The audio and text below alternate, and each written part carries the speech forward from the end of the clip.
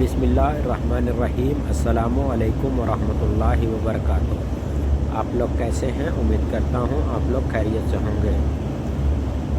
دوستوں، اب جب کہ ساری قوم بادشاہ کہن اور مذہبی پیشہ و میلے میں مصروف اور شراب و کباب میں مشغول تھے، تو حضرت ابراہیم علیہ السلام نے سوچا کہ وقت آ گیا ہے کہ اپنے عمل کے نظام کو پورا کروں اور آنکھوں سے دکھا کر سب پر واضح کر دوں کہ ان کے دیوتاؤں کی حقیقت کیا ہے۔ وہ اٹھے اور سب سے بڑے دیوتا کے ہیکل مندر میں پہنچے۔ دیکھا تو وہاں دیوتاؤں کے سامنے قسم قسم کے حلووں، پھلوں، میووں اور مٹھائیوں کے چڑھاوے رکھے تھے۔ حضرت ابراہیم علیہ السلام نے طنز بھرے لہجے میں چپکے چپکے ان مورتیوں کے خطاب کر کے کہا کہ یہ سب کچھ موجود ہے، ان کو کھاتے کیوں نہیں ہیں؟ اور پھر کہنے لگے، میں بات کر رہا ہوں، کیا بات ہے کہ تم جواب نہیں دیتے؟ اور پھر ان سب کو توڑ پھوڑ ڈالا اور سب سے بڑے بت کے کاندھے پر تیر رکھ کر واپس لے گئے۔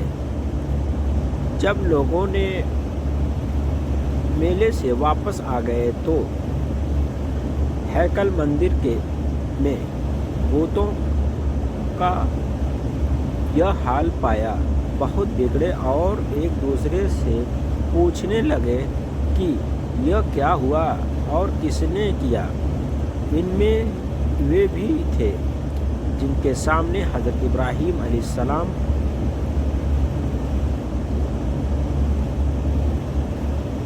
عقیدہ نہ اسناکم کہہ چکے تھے۔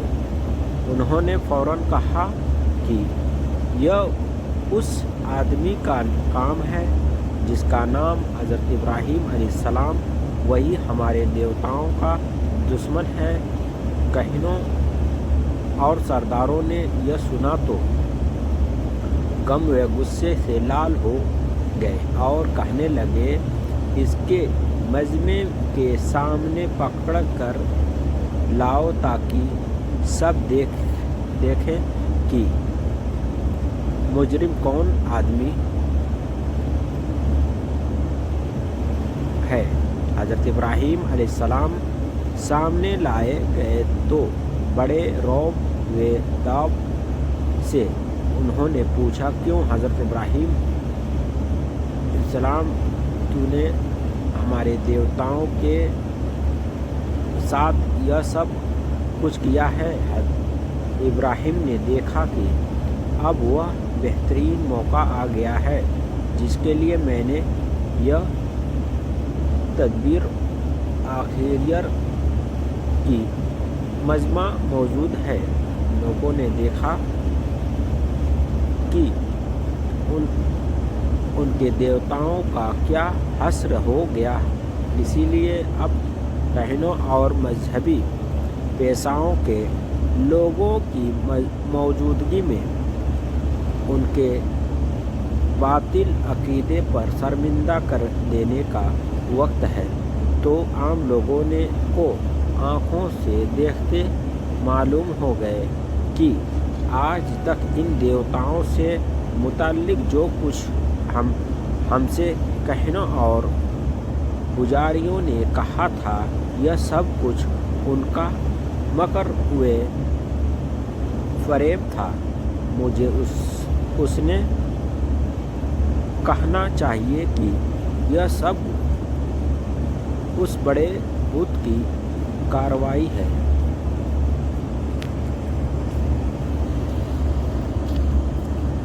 اس نے معلوم کرو لا ڈالا، محالہ وہ یہی لاجواب دیں گے कि कहीं बूत भी बोलते हैं और कहीं करते हैं, तब मेरा मतलब हासिल है, और फिर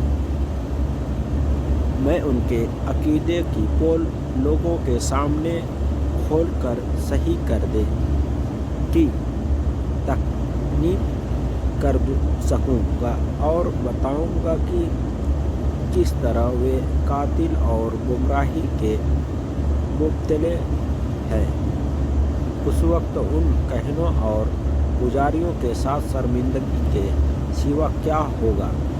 इसलिए हज़रत इब्राहीम अलैहिस्सलाम ने जवाब दिया कि इब्राहीम ने कहा कि बल्कि इनमें से इस बड़े बुत ने यह किया है, बस अगर ये तुम्हारे देवताओं बोलते हैं तो इनमें से मालूम कर लो कि हज़रत इब्राहीम अलैहिस्सलाम की यकीनी हुज्जत और दलील का कहनों और पुजारियों के पास जवाब हो सकता था।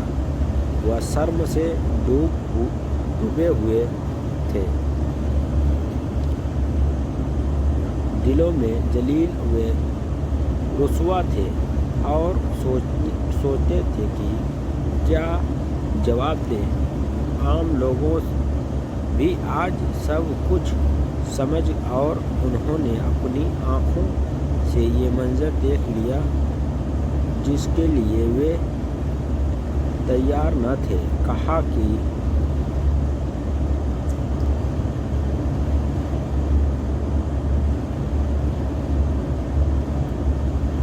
छोटे और बड़े सभी के दिल में इकरार करना पड़ा। तो हज़रत इब्राहीम अलैहिस्सलाम ने जालिम नहीं हैं बल्कि जालिम हम खुद हैं कि ऐसे बेदलील और बातिल अकीदे पर यकीन रखते हैं। तब शर्म से सिर झुकाकर कहने लगे, इब्राहीम तू खूब जानता है कि इन देवताओं में बोलने की ताकत नहीं है, ये तो बेजान मूर्तियाँ हैं। इस तरह हज़रत इब्राहीम अलैहिस्सलाम की हुज्जत व दलील कामयाब हुई और दुश्मनों ने मान लिया कि जालिम हम ही हैं, और उनको तमाम लोगों के सामने ज़ुबान से इकरार करना पड़ा कि हमारे ये देवताओं के देवता का जवाब देने और बोलने की ताकत नहीं रखते। नफ़ा व नुकसान का मालिक होना दूर की बात है। तो हज़रत इब्राहीम अलैहिस्सलाम ने थोड़े में मगर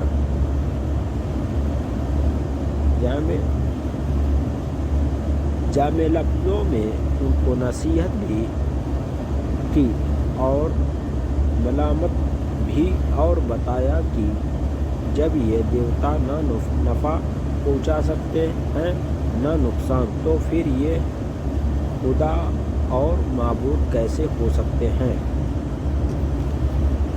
अफसोस तुम इतना भी नहीं समझते या अकल से काम नहीं लेते।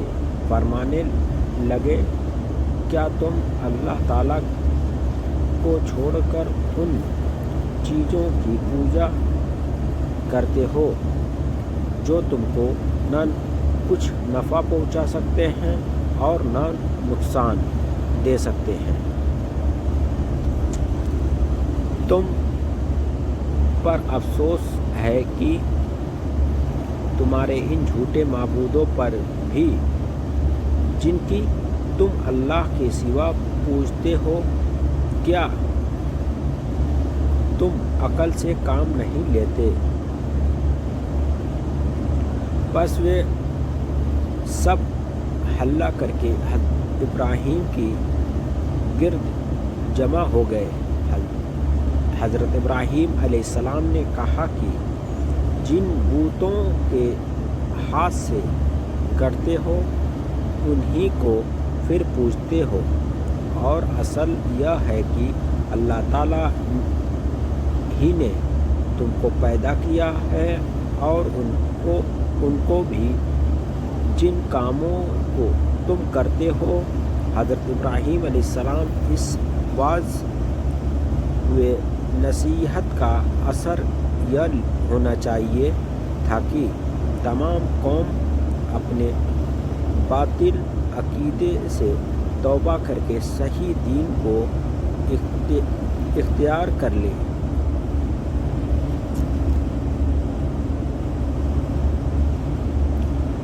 اور ٹیڑھا راستہ چھوڑ کر